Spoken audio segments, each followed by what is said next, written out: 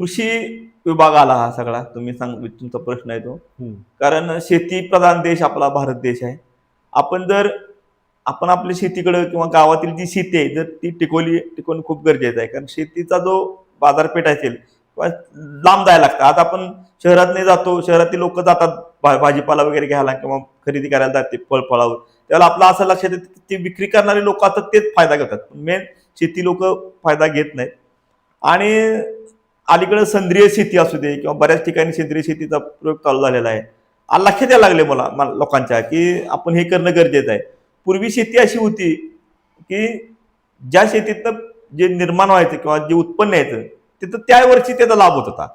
नंतर लोकांना वाटायला लागले ह्यात 4 पैसे मिळायला पाहिजेत म्हणून लोकांनी काही आधुनिक शेतीला अवलंब केला. पण आधुनिक शेती करत असताना आपल्या मातीचा पोत सुद्धा सुधारणं खूप गरजेचं आहे.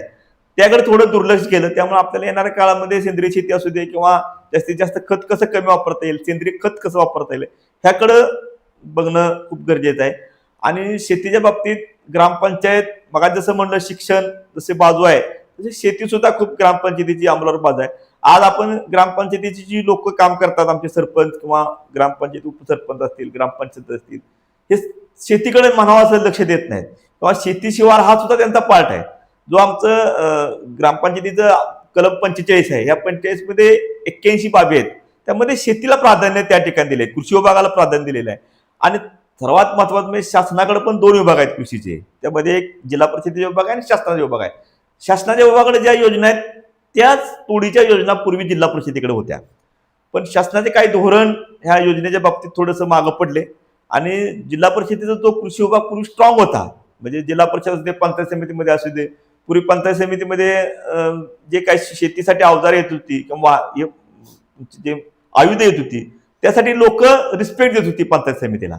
आज तेच योजना कमी झाल्यामुळं त्याचा सुद्धा इन जनरल शेतीवर परिणाम झालेला आहे. आणि लोकांची एक आता भावना झालेली की शेतीमधून काय मिळत नाही, उत्पन्न कमी मिळते. त्यामुळे लोक जास्तीत जास्त नोकरी किंवा इकडे जास्तीत जास्त प्राधान्य देतात.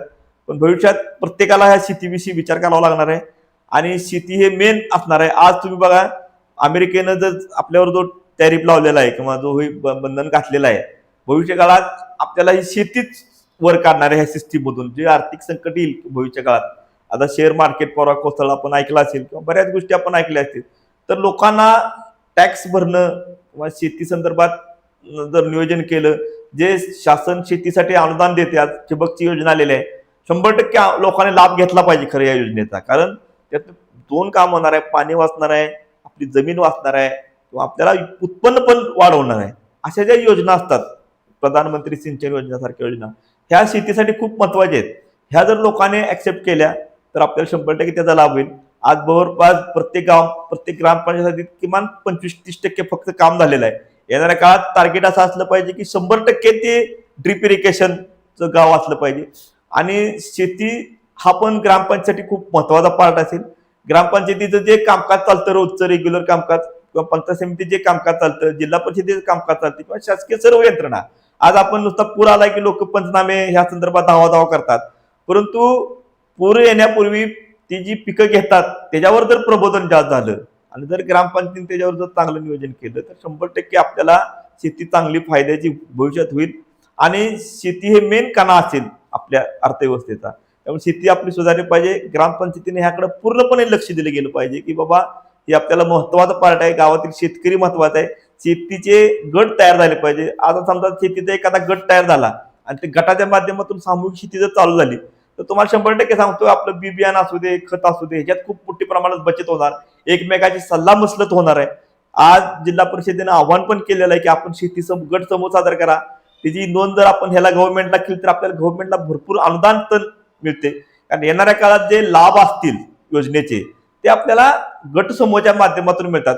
पूर्वी ही जी योजना होती IRDP योजना होती त्यामध्ये आपल्याला शेतीपूरक मिळायचं, म्हणजे लाभ मिळायचा, कर्ज मिळायचं, त्यातून अनुदान असायचं.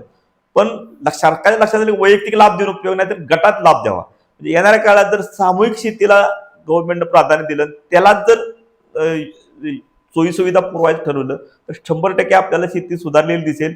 आणि माझा असा अनुभव आहे की जर ग्रामपंचायतीनं जर एखाद्या ग्रामसेवकानं किंवा आमच्या सरपंचाने जर एखाद्या गोष्टीत जर सक्रिय सहभाग घेतला की बाबा काय नाही, आता जसं हिवरे बाजारनं केलं, आमच्या इथं पीक पद्धती ही आम्ही सांगेल तशी होणार, पिण्याच्या पाणी बजेट प्रमाणे होणार, तर 100% आपल्याला त्यांची जशी शेती सुधारली. आज करोडपती लोक त्यांच्या गावात आहेत. म्हणजे भारतातील सर्वात श्रीमंत गाव हिवरे बाजार आहे, ते फक्त शेतीमुळे झालेलं आहे. हा जो पॅटर्न आहे तो हा सर्व ग्रामपंचायतीने अवलंबावा आणि त्याचा अनुभव होईल. आज जालना जिल्ह्यातील कडवंची म्हणून गाव आहे, बरीच गावात या सिस्टीम मधून चांगली झालेली आहेत, तर आपण त्याचा अनुभव घ्यावा. आज आपण बघतोय जतमध्ये असू दे, कवठेमहांकाळमध्ये असू दे, आज कवठेमहांकाळमध्ये नॉन इरिगेटेड कितीतरी एरिया होतात, जतमध्ये किती, आज सगळं इरिगेटेड व्हायला लागलं. ह्याचं कारण म्हणजे लोकांनी शेतीला प्राधान्य दिलेलं आहे. त्यामुळे मला वाटतं आमचं जे डिपार्टमेंट आहे, आम्ही जे काम करतो विस्तार अधिकारी म्हणून किंवा खाली ग्रामसेवक म्हणजे आमचे काम करतात, त्यांनी शेतीसाठी पण थोडंसं आपल्या कार्यालयातील जो वेळ असेल किंवा आपला जो कार्यभार असेल, त्या कार्यभारातला जर वेळ दिला तर आणखीन त्याला चालना मिळेल.